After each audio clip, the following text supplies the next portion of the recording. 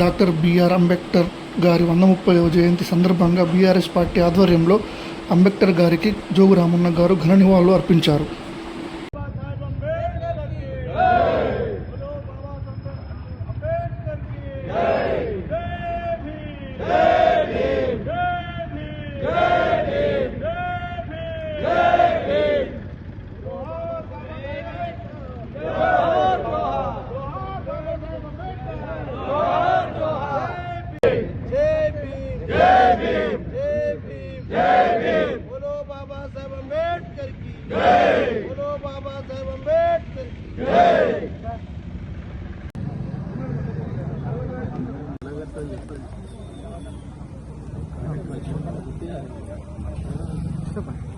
జై భీమ్, జై భీమ్, జై భీమ్, జై భీమ్.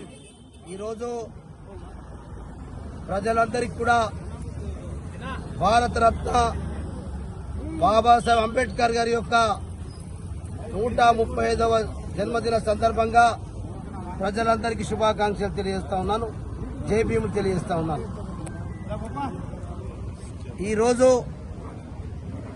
వారి 135వ జన్మదినాన్ని పురస్కరించుకొని ఆదిలాబాద్ జిల్లా బీఆర్ఎస్ పార్టీ ఆధ్వర్యంలో, పట్టణ నాయకుల ఆధ్వర్యంలో మరి ఈరోజు జయంతి కార్యక్రమాన్ని జరుపుకుంటున్న సందర్భంలో ఈరోజు మేమందరం కూడా దేశ ప్రజలందరికీ ప్రభుత్వాలకు ఒకటే విన్నవిస్తా ఉన్నాం.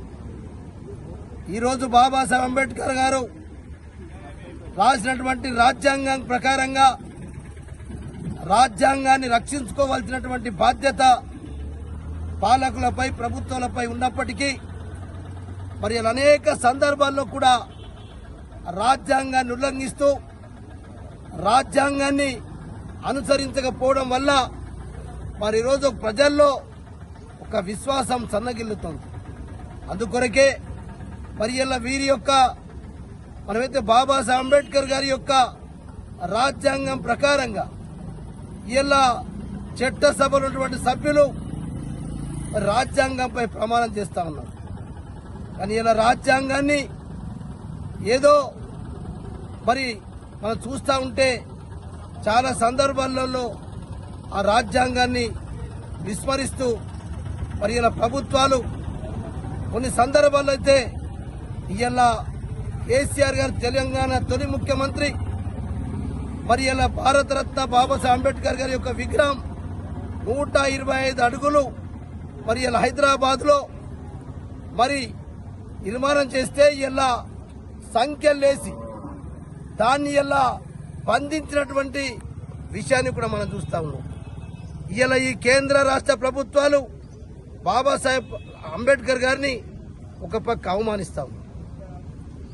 దానికి ఇలా ఫ్రీగా ప్రజలు స్వచ్ఛందంగా బాబాసాహెబ్ అంబేద్కర్ గారిని దర్శించుకుంటారు.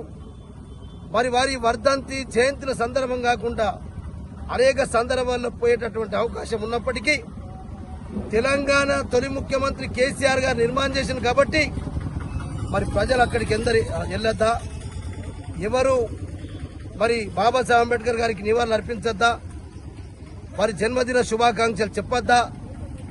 మరి ఈ రకంగా స్వయంగా హైదరాబాద్ పట్టణంలోనే బాబాసాహెబ్ అంబేద్కర్ గారికి అవమానం జరుగుతుంది. దాన్ని ఎలా బీఆర్ఎస్ పార్టీ తీవ్రంగా వ్యతిరేకిస్తున్నాం. అందుకొరకే ఇలా మా కేటీఆర్ గారు ఇవాళ తెలంగాణ భవన్ నుంచి మరి ఇలా ఆ సంఖ్యలు వేసి అక్కడ నిర్బంధించినటువంటి స్థలానికి కూడా మా పార్టీ నాయకుడు వర్కింగ్ ప్రెసిడెంట్ కేటీఆర్ కూడా వెళ్తాను.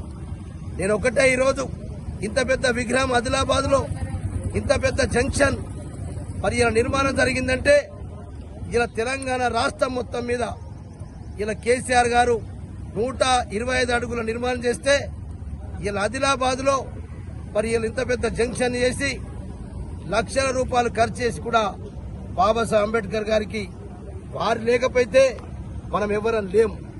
పాలకులు లేరు, ప్రభుత్వాలు లేరు. ఇలా బాబాసాహెబ్ అంబేద్కర్ గారి పుణ్యంతో ఆ రాజ్యాంగం ప్రకారంగానే మరి ఇలా వారు రాసినటువంటి రాజ్యాంగం అనుసరంగానే ఇలా ప్రభుత్వాలలో చట్ట సభలలో మరి ఇలా లోకల్ బాడీస్లలో సభ్యులు ఉన్నారు.